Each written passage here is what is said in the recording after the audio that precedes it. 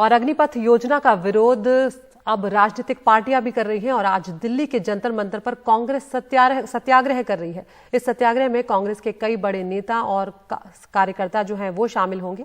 इस सत्याग्रह से पहले कांग्रेस की पार्टी अध्यक्ष सोनिया गांधी ने एक संदेश भी जारी किया, जिसमें उन्होंने कहा कि अग्निपथ योजना को वापस लेने की मांग पर कांग्रेस युवाओं के साथ मजबूती के साथ खड़ी है। अनुरोध करती हूं कि आप अपनी जायज मांगों के लिए शांतिपूर्ण और अहिंसक ढंग से आंदोलन करें।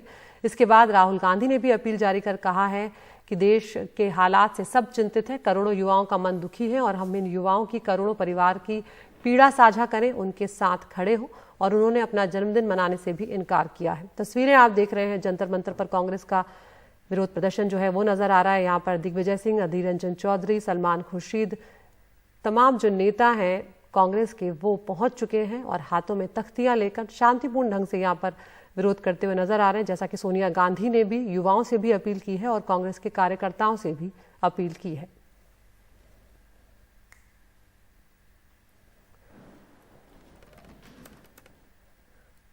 और हमारे सहयोगी उमाशंकर सिंह भी जंतर मंतर पहुंचे और उन्होंने कांग्रेस के नेता शक्ति सिंह गोहिल से बातचीत की है। मोदी सरकार की अग्निपथ योजना के खिलाफ जिस तरह से देश भर में युवाओं का गुस्सा फूटा है, प्रदर्शन हो रहे हैं, उसी के तत्वावधान में कांग्रेस पार्टी भी आज सत्याग्रह कर रही है, जिसमें कांग्रेस नेता राहुल गांधी के भी शामिल होने की उम्मीद है। क्या कुछ प्लान है आज का जंतर मंतर के इस कार्यक्रम में?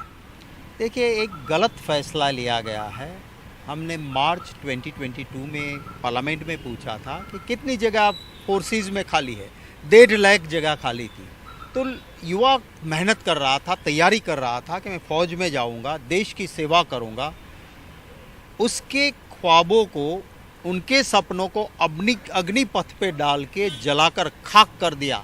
देश का युवा आक्रोशित है। राष्ट्र की सुरक्षा के साथ भी ये छेड़खानी है।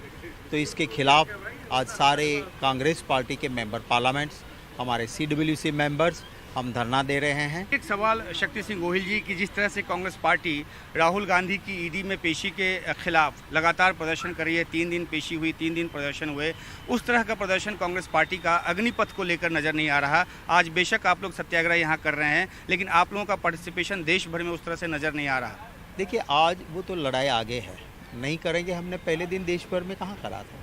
हमने लिमिटेड लोग हम चल के जाना चाहते थे, उस दिन हमें मंजूरी नहीं मिली।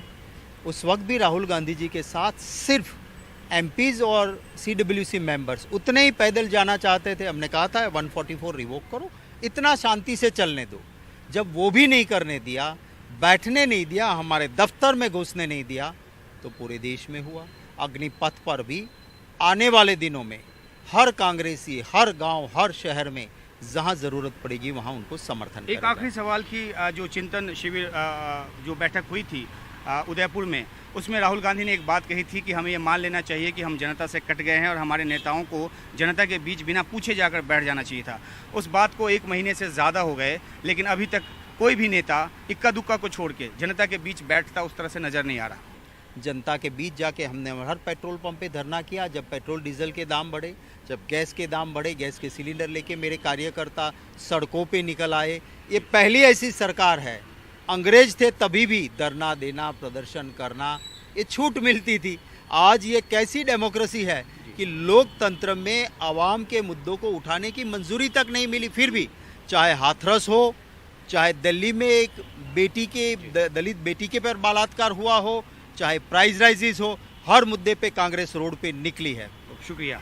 तो शक्ति सिंह गोहिल जो बता रहे हैं कि किस तरीके से कांग्रेस अपने तरफ से कोशिश कर रही है। हालांकि ये भी एक सच है कि कांग्रेस पार्टी जब जनता के बड़े मुद्दे होते हैं तो उसमें अपनी ताकत के साथ प्रदर्शन दिखा नहीं पाती है, और ये भी एक बड़ी वजह है जिसकी वजह से कांग्रेस के खुद के नेता मानते हैं कि जनता से उनकी दूरी बढ़ गई है, जनता से वो कट गए हैं और तभी उनको बड़ी चुनावी कामयाबी नहीं मिल पा रही है। दिल्ली में कानन पात्रा के साथ उमाशंकर सिंह, NDTV इंडिया।